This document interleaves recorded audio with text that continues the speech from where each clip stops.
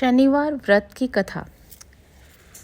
एक समय सूर्य, चंद्रमा, मंगल, बुध, बृहस्पति, शुक्र, शनि, राहु और केतु इन ग्रहों में आपस में विवाद हो गया कि हम में सबसे बड़ा कौन है। सब अपने आप को बड़ा कहते थे। जब आपस में कोई निश्चय ना हो सका तो सब आपस में झगड़ते हुए देवराज इंद्र के पास गए कि हम 9 ग्रहों में सबसे बड़ा ग्रह कौन है। देवराज इंद्र देवताओं का प्रश्न सुनकर घबरा गए और कहने लगे कि मुझ में सामर्थ्य नहीं है कि मैं किसी कुछ बड़ा या छोटा बता सकूं। मैं अपने मुख से कुछ नहीं कह सकता। हाँ, एक उपाय हो सकता है। इस समय पृथ्वी पर राजा विक्रमादित्य दूसरों के दुखों का निवारण करने वाले हैं, इसीलिए आप सब मिलकर उन्हीं के पास जाएं, वही आपके विवाद का निवारण करेंगे। सभी ग्रह देवता देवलोक से चलकर भूलोक में जाकर राजा विक्रमादित्य की सभा में उपस्थित हुए और अपना प्रश्न राजा के सामने रखा। राजा विक्रमादित्य ग्रहों की बात सुनकर गहरी चिंता में पड़ गए कि मैं अपने मुख से किसको बड़ा और किसको छोटा बतलाऊं। जिसको छोटा बतलाऊंगा वही क्रोध करेगा। इनका झगड़ा निपटाने के लिए उन्होंने एक उपाय सोचा और सोना, चांदी, कांसा, पीतल, सीसा, रांगा, जस्ता, अभ्रक और लोहा 9 धातुओं के 9 आसन बनवाए। सब आसनों को क्रम से, जैसे सोना सबसे पहले और लोहा सबसे पीछे बिछाया गया। इसके पश्चात राजा ने सब ग्रहों से कहा कि आप सब अपना अपना आसन ग्रहण करें। जिसका आसन सबसे आगे वह सबसे बड़ा और जिसका आसन सबसे पीछे वह सबसे छोटा जानिए। क्योंकि लोहा सबसे पीछे था और वह शनिदेव का आसन था, इसीलिए शनिदेव ने समझ लिया कि राजा ने मुझको सबसे छोटा बना दिया है। इस निर्णय पर शनिदेव को बहुत क्रोध आया। उन्होंने कहा कि राजा, तू मेरे पराक्रम को नहीं जानता। सूर्य एक राशि पर 1 महीना, चंद्रमा 2.25 महीने 2 दिन, मंगल 1.5 महीना, बृहस्पति 13 महीने, बुध और शुक्र एक महीने विचरण करते हैं। परंतु मैं एक राशि पर 2.5 वर्ष से लेकर 7.5 वर्ष तक रहता हूँ। बड़े बड़े देवताओं को भी मैंने भीषण दुख दिए हैं। राजन सुनो, श्री रामचंद्र जी को 7.5 आई तो उन्हें वनवास हो गया। रावण पर आई तो राम ने वानरों की सेना लेकर लंका पर चढ़ाई कर दी और रावण के कुल का नाश कर दिया। हे राजन, अब तुम सावधान रहना। राजा विक्रमादित्य ने कहा, जो कुछ भाग्य में होगा देखा जाएगा। इसके बाद अन्य ग्रह तो प्रसन्नता के साथ अपने अपने स्थान पर चले गए, परंतु शनिदेव क्रोध के साथ वहां से अपने लोक को पहुंचे। कुछ काल व्यतीत होने पर जब राजा विक्रमादित्य को 7.5 की दशा आई तो शनिदेव घोड़ों का सौदागर बनकर उनके अनेक सुंदर घोड़ों के साथ राजा विक्रमादित्य की राजधानी में आए। जब राजा ने घोड़ों के सौदागर के आने की खबर सुनी तो अपने अश्वपाल को अच्छे अच्छे घोड़े खरीदने की आज्ञा दी। अश्वपाल ऐसी अच्छी नस्ल के घोड़े देखकर और उनका मूल्य सुनकर चकित रह गया। उसने तुरंत राजा को खबर दी। राजा विक्रमादित्य उन घोड़ों को देखकर और एक अच्छा सा घोड़ा चुनकर सवारी के लिए उस पर चढ़े। राजा के घोड़े की पीठ पर बैठते ही घोड़ा तेजी से भागा। घोड़ा बहुत दूर एक घने जंगल में जाकर राजा को छोड़कर अंतर्ध्यान हो गया। इसके बाद राजा विक्रमादित्य अकेला जंगल में भटकता फिरता रहा। भूख प्यास से दुखी राजा ने भटकते भटकते एक ग्वाले को देखा। ग्वाले ने राजा को प्यास से व्याकुल देखकर पानी पिलाया। राजा की उंगली में एक अंगूठी थी। वह अंगूठी उसने निकालकर प्रसन्नता के साथ ग्वाले को दे दी और स्वयं शहर की ओर चल दिया। राजा शहर में पहुंचकर एक सेठ की दुकान पर जाकर बैठ गया और अपने आप को उज्जैन का रहने वाला तथा अपना नाम वीका बतलाया। सेठ ने उसको एक कुलीन मनुष्य समझकर जल आदि पिलाया। भाग्यवंश उस दिन सेठ की दुकान पर बहुत अधिक बिक्री हुई। तब सेठ उसको भाग्यवान पुरुष समझकर भोजन कराने के लिए अपने साथ अपने घर ले गया। भोजन कराते समय राजा विक्रमादित्य ने एक आश्चर्यजनक घटना घटती देखी। जिस खूंटी पर हार लटक रहा था वह खूंटी उस हार को निगल रही थी। भोजन के पश्चात जब सेठ कमरे में आया तो उसे कमरे में हार नहीं मिला। उसने यही सोचा कि सिवाय वीका के और कोई इस कमरे में नहीं आया, अतः अवश्य ही इसी ने हार चोरी किया है। परंतु वीका ने हार चुराने से इनकार कर दिया। इस पर 5-7 आदमी उसको पकड़कर नगर फौजदार के पास ले गए। फौजदार ने उसको वहां के राजा के सामने उपस्थित कर दिया और कहा कि यह आदमी भला प्रतीत होता है, चोर मालूम नहीं होता, परंतु सेठ का कहना है कि इसके सिवाय और कोई घर में आया ही नहीं, इसीलिए अवश्य ही इसी ने चोरी की है। राजा ने आज्ञा दी कि इसके हाथ पैर काटकर चौरंगिया कर दिया जाए। राजा की आज्ञा का तुरंत पालन किया गया और वीका के हाथ पैर काट दिए गए।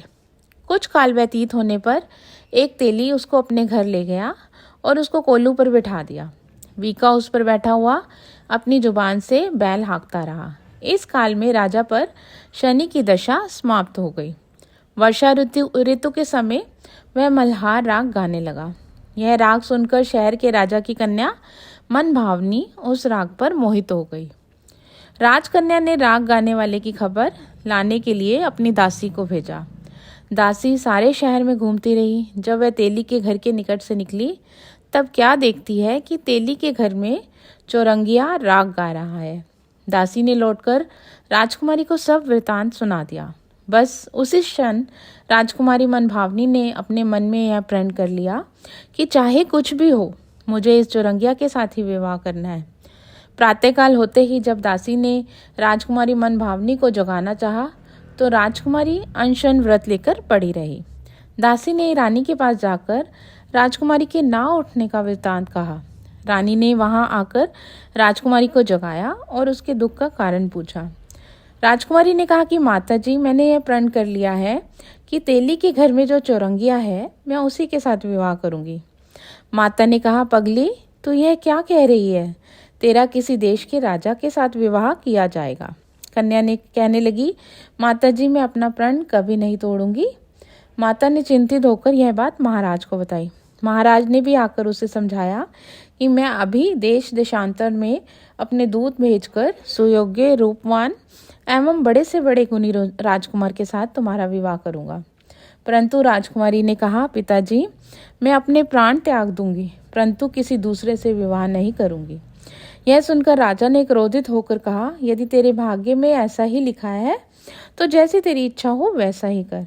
राजा ने तेली को बुलाकर कहा कि तेरे घर में जो चौरंगिया है उसके साथ मैं अपनी कन्या का विवाह करना चाहता हूँ। तेली ने कहा, महाराज, यह कैसे हो सकता है? कहाँ आप हमारे राजा और कहाँ मैं नीच तेली।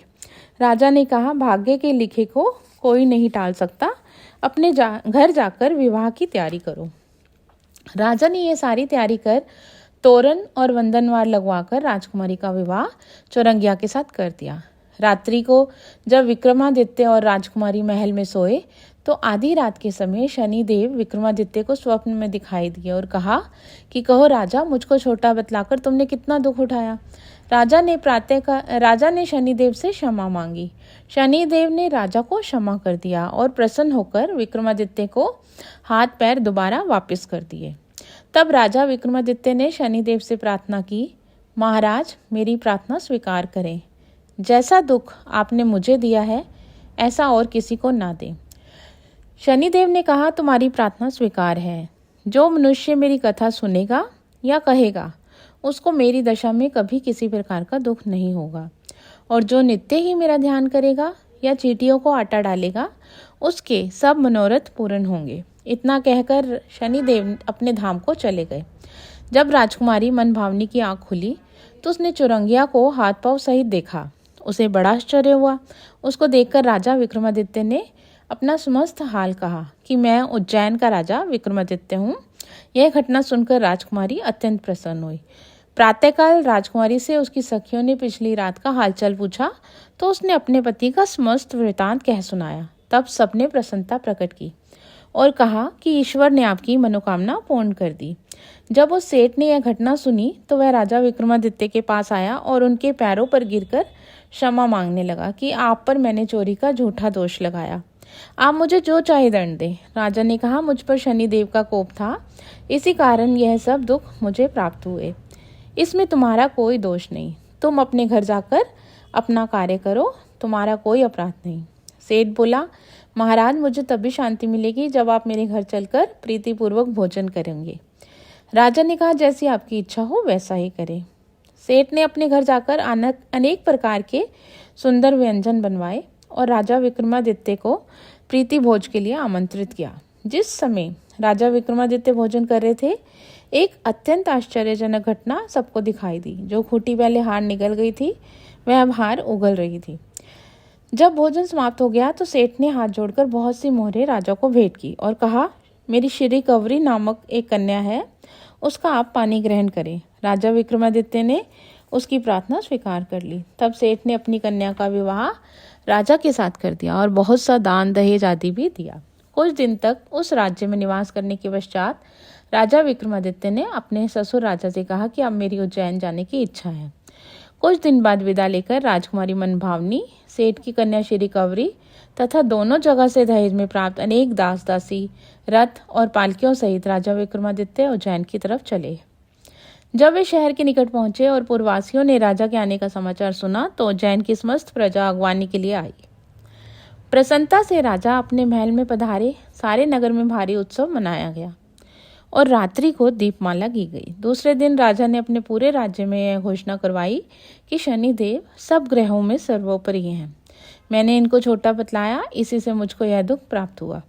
इस प्रकार सारे राज्य में सदा शनिदेव की पूजा और कथा होने लगी। राजा और प्रजा अनेक प्रकार के सुख भोगते रहे। जो कोई शनिदेव की इस कथा को पढ़ता है या सुनता है, शनिदेव की कृपा से उसके सब दुख दूर हो जाते हैं। व्रत के दिन में शनिदेव की कथा को अवश्य पढ़ना चाहिए। बोलो शनिदेव भगवान की जय।